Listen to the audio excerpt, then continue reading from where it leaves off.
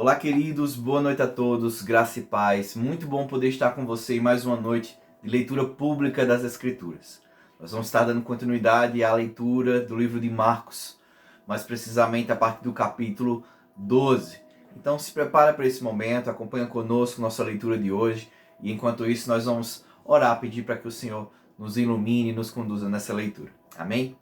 Pai, nós engrandecemos o Teu nome, obrigado por Tua presença, Senhor Deus, sempre presente em nossas vidas. Obrigado pelo Teu favor, obrigado pela Tua graça, obrigado, Senhor, porque em Ti nós sempre encontramos renovo, em Ti nós sempre encontramos respaldo para recomeçar, Senhor, e alinhar o nosso coração ao Teu, alinhar a nossa rota aos Teus propósitos, Teus desígnios. Nos conduz, nos ilumina, Senhor, nessa leitura de hoje, no nome de Jesus. Amém. Amém, queridos? Diz assim a palavra do Senhor, Marcos, capítulo 12. Então Jesus começou a lhes falar por parábolas. Certo homem plantou uma vinha, colocou uma cerca ao redor dela, cavou um tanque para prensar as uvas e construiu uma torre. Depois arrendou a vinha a alguns lavradores e foi fazer uma viagem. Na época da colheita, enviou um servo aos lavradores para receber deles parte do fruto da vinha. Mas eles o agarraram, o espancaram, o mandaram embora de mãos vazias. Então enviou-lhes outro servo, e lhe bateram na cabeça e humilharam. E enviou ainda outro, o qual mataram. Enviou muitos outros, e a uns bateram, a outros mataram. Faltava-lhe ainda um para enviar, seu filho amado. Por fim o enviou, dizendo, a meu filho respeitarão. Mas os lavradores disseram uns aos outros, este é o herdeiro. Venham, vamos matá-lo e a herança será nossa. Assim eles o agarraram, o mataram e o lançaram para fora da vinha. O que fará então o dono da vinha? Virá e matará aqueles lavradores e dará a vinha a outros? Vocês nunca leram essa passagem das Escrituras? A pedra que os construtores rejeitaram tornou-se a pedra angular. Isso vem do Senhor e é algo maravilhoso para nós. Então começaram a procurar um meio de prendê-lo, pois perceberam que era contra eles que ele havia contado aquela parábola. Mas tinham medo da multidão, por isso o deixaram e foram embora. Mais tarde enviaram a Jesus alguns dos fariseus e herodianos para o apanharem em alguma coisa que ele dissesse. Estes se aproximaram dele e disseram, Mestre, sabemos que és íntegro e que não te deixas influenciar por ninguém. Porque não te prendes à aparência dos homens, mas ensinas o caminho de Deus conforme a verdade. É certo pagar imposto a César ou não? Devemos pagar ou não? Mas Jesus, percebendo a hipocrisia deles, perguntou, por que vocês estão me pondo à prova? Tragam-me um denário para que eu o veja. Eles lhe trouxeram a moeda e ele lhes perguntou, de quem é essa imagem e essa inscrição? De César, responderam eles. Então Jesus lhes disse, deem a César o que é de César e a Deus o que é de Deus. E ficaram admirados com ele. Depois, os saduceus, que dizem que não há ressurreição, aproximaram-se dele com a seguinte questão. Mestre, Moisés nos deixou escrito que se um homem morrer e deixar mulher sem filhos, seu irmão deverá casar-se com a viúva e ter filhos para o seu irmão. Havia 7 irmãos. O primeiro casou-se e morreu sem deixar filhos. O segundo casou-se com a viúva, mas também morreu sem deixar filhos. O mesmo aconteceu com o terceiro. Nenhum dos 7 deixou filhos. Finalmente, morreu também a mulher.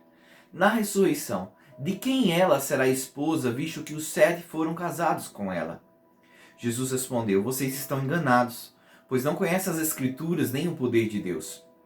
Quando os mortos ressuscitam, não se casam nem são dados em casamento, mas são como os anjos nos céus. Quanto à ressurreição dos mortos, vocês não leram no livro de Moisés, no relato da sarça, como Deus lhe disse? Eu sou o Deus de Abraão, o Deus de Isaque e o Deus de Jacó. Ele não é Deus de mortos, mas de vivos. Vocês estão muito enganados. Um dos mestres da lei aproximou-se e o ouviu discutindo. Notando que Jesus lhe dera uma boa resposta, perguntou-lhe, de todos os mandamentos, qual é o mais importante? Respondeu Jesus, o mais importante é este. Ouça, ó Israel, o Senhor nosso Deus, o Senhor é o único Senhor. Ame o Senhor, o seu Deus, de todo o seu coração, de toda a sua alma, de todo o seu entendimento e de todas as suas forças.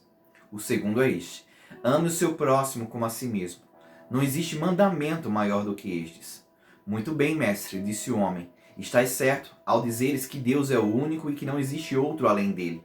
Amá-lo de todo o coração, de todo entendimento e de todas as forças, e amar ao próximo como a si mesmo é mais importante do que todos os sacrifícios e ofertas.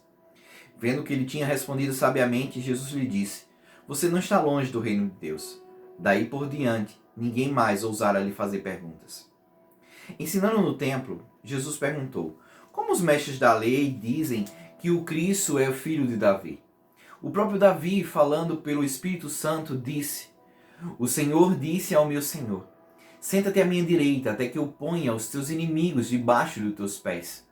O próprio Davi o chama Senhor. Como pode então ser ele seu filho? E a grande multidão o ouvia com prazer. Ao ensinar, Jesus dizia: Cuidado com os mestres da lei. Eles fazem questão de andar com roupas especiais, de receber saudações nas praças e de ocupar os lugares mais importantes nas sinagogas e os lugares de honra nos banquetes. Eles devoram as casas das viúvas e, para disfarçar, fazem longas orações. Esses receberão condenação mais severa. Jesus sentou-se em frente do lugar onde eram colocadas as contribuições e observava a multidão colocando dinheiro nas caixas de ofertas. Muitos ricos lançavam ali grandes quantias. Então, uma viúva pobre chegou-se e colocou 2 pequeninas moedas de cobre, de muito pouco valor. Chamando a si os seus discípulos, Jesus declarou: Afirmo-lhes que esta viúva pobre colocou na caixa de ofertas mais do que todos os outros. Todos deram do que lhe sobrava, mas ela, da sua pobreza, deu tudo o que possuía para viver. Capítulo 13. Quando ele estava saindo do templo, um dos seus discípulos lhe disse: Olha, mestre, que pedras enormes, que construções magníficas. Você está vendo todas essas grandes construções? Perguntou Jesus. Aqui não ficará pedra sobre pedra, todas serão derrubadas. Tendo Jesus se assentado no Monte das Oliveiras, de frente para o templo, Pedro, Tiago, João e André lhe perguntaram em particular: Dize-nos, quando acontecerão essas coisas? E qual será o sinal de tudo isso e que está prestes a cumprir-se? Jesus lhe disse: Cuidado, que ninguém os engane. Muitos virão em meu nome dizendo: Sou eu, e enganarão a muitos. Quando ouvirem falar de guerras e rumores de guerras, não tenham medo. É necessário que tais coisas aconteçam, mas ainda não é o fim. Nação se levantará contra nação e reino contra reino. Haverá terremotos em vários lugares e também fomes. Essas coisas são o início das dores. Fiquem atentos, pois vocês serão entregues aos tribunais e serão açoitados nas sinagogas. Por minha causa, vocês serão levados à presença de governadores e reis como testemunho a eles.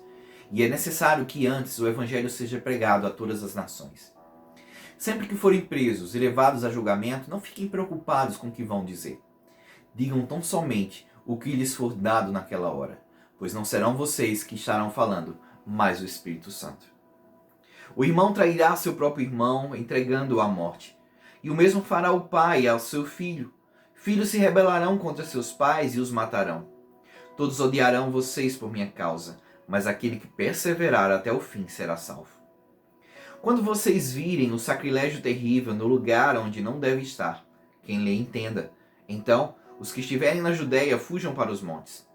Quem estiver no telhado de sua casa não desça, nem entre em casa para tirar dela coisa alguma.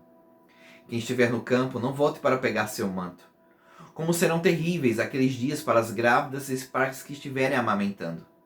Orem para que essas coisas não aconteçam no inverno. Porque aqueles serão dias de tribulação como nunca houve, desde que Deus criou o mundo até agora, nem jamais haverá. Se o Senhor não tivesse abreviado tais dias, ninguém sobreviveria. Mas por causa dos eleitos, por ele escolhidos, ele os abreviou. Se então alguém lhes disser: Vejam, aqui está o Cristo, ou Vejam, ali está ele, não acreditem, pois aparecerão falsos cristos e falsos profetas, que realizarão sinais e maravilhas para que, se possível, enganar os eleitos. Por isso, fiquem atentos. Avisei-os de tudo antecipadamente.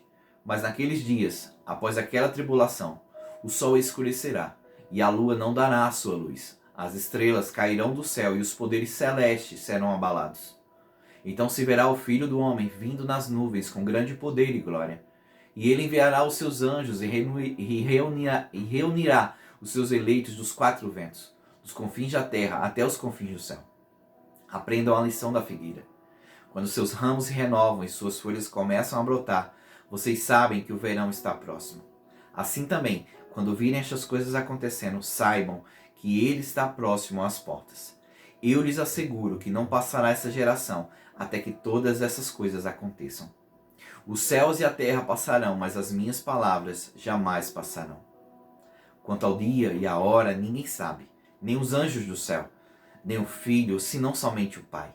Fiquem atentos, vigiem, vocês não sabem quando virá esse tempo. É como um homem que sai de viagem. Ele deixa a sua casa, encarrega de tarefas cada um dos seus servos e ordena ao porteiro que vigie.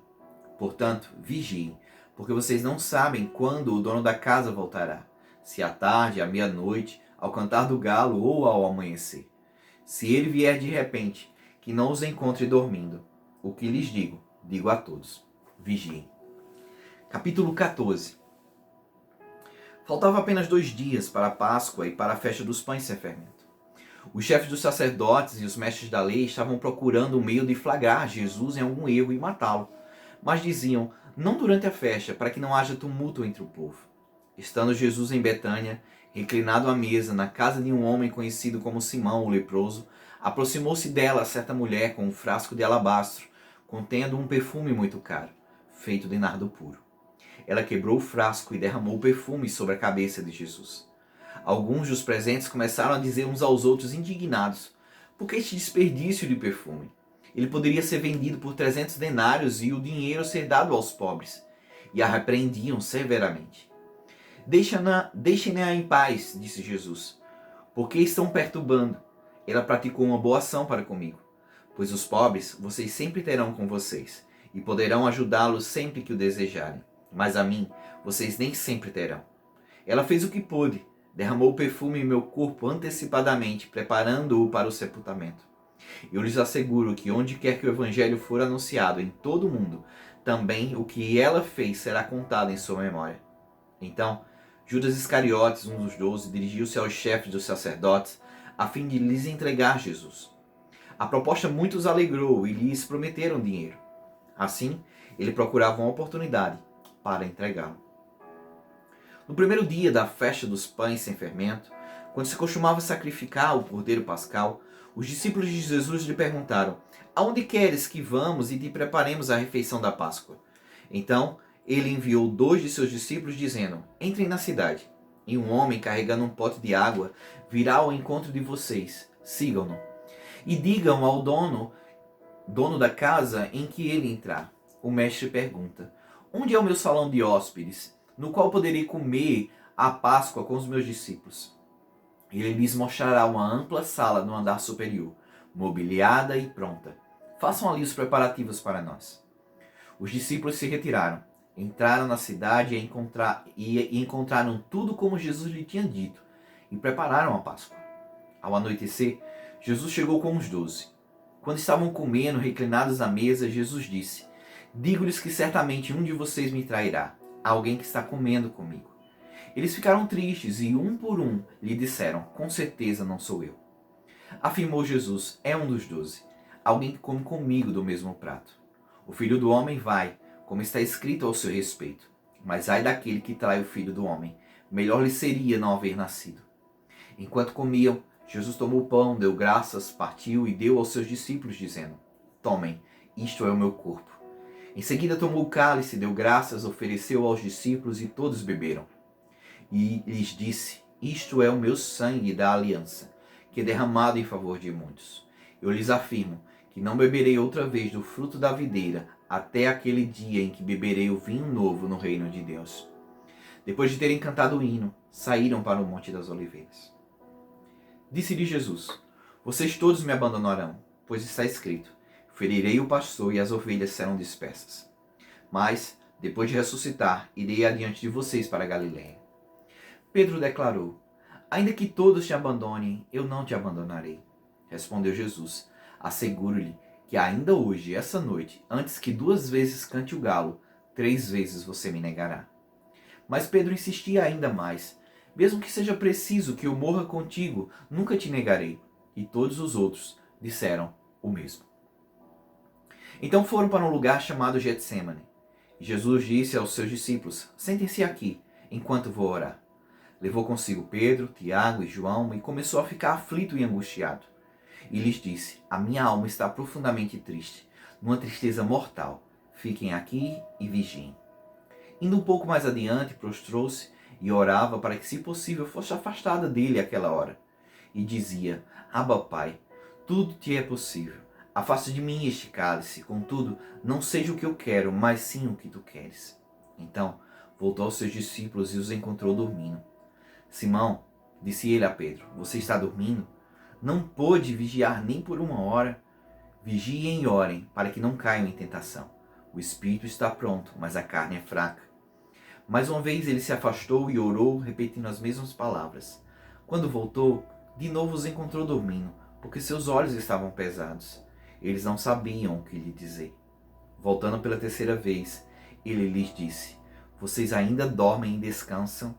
Basta, chegou a hora. Eis que o Filho do Homem está sendo entregue nas mãos dos pecadores. Levantem-se e vamos. Aí vem aquele que me trai. Enquanto ele ainda falava, apareceu Judas, um dos 12. Com ele estava uma multidão armada de espadas e varas, enviadas pelos chefes dos sacerdotes, mestres da lei e líderes religiosos.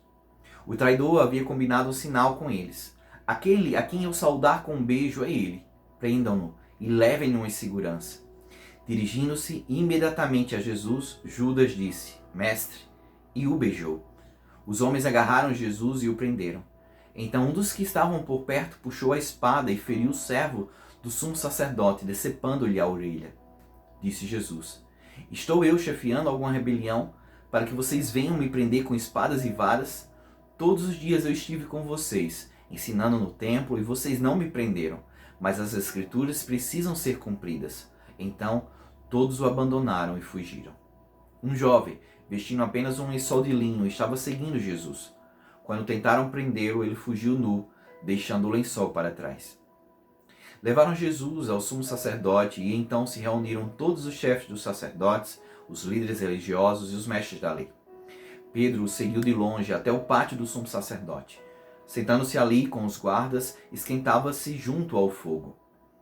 Os chefes dos sacerdotes e todo o sinédrio estavam procurando depoimentos contra Jesus, para que pudessem condená-lo à morte, mas não encontraram nenhum. Muitos testemunharam falsamente contra ele, mas as declarações deles não eram coerentes. Então se levantaram alguns e declararam falsamente contra ele: nós o ouvimos dizer: destruirei este templo feito por mãos humanas, e em 3 dias construirei outro, não feito por mãos de homens. Mas nem mesmo assim o depoimento deles era coerente. Depois, o sumo sacerdote levantou-se diante deles e perguntou a Jesus: você não vai responder à acusação que estes lhe fazem? Mas Jesus permaneceu em silêncio e nada respondeu. Outra vez, o sumo sacerdote lhe perguntou: você é o Cristo, o Filho do Deus bendito? Sou, disse Jesus, e vereis o Filho do Homem assentado à direita do Poderoso, vindo com as nuvens do céu. O sumo sacerdote, rasgando as próprias vestes, perguntou: por que precisamos de mais testemunhas? Vocês ouviram a blasfêmia. O que acham? Todos o julgaram digno de morte. Então, alguns começaram a cuspir nele. Vendaram-lhe os olhos e, dando-lhe murros, diziam: profetize. E os guardas o levaram, dando-lhe tapas. Estando Pedro embaixo no pátio, uma das criadas do sumo sacerdote passou por ali.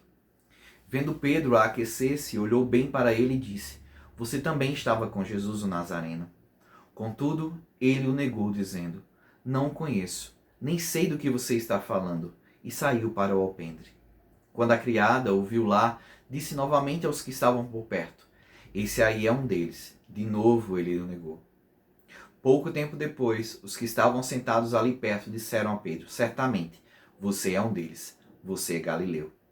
Ele começou a se amaldiçoar e a jurar: não conheço o homem de que vocês estão falando. E logo o galo cantou pela segunda vez. Então Pedro se lembrou da palavra que Jesus lhe tinha dito: antes que 2 vezes cante o galo, você me negará 3 vezes. E pôs-se a chorar. Amém, amados? Nós vamos estar interrompendo nossa leitura aqui. Amanhã nós damos continuidade a partir do capítulo 15. Amém? Que o Senhor abençoe a sua vida. Até amanhã.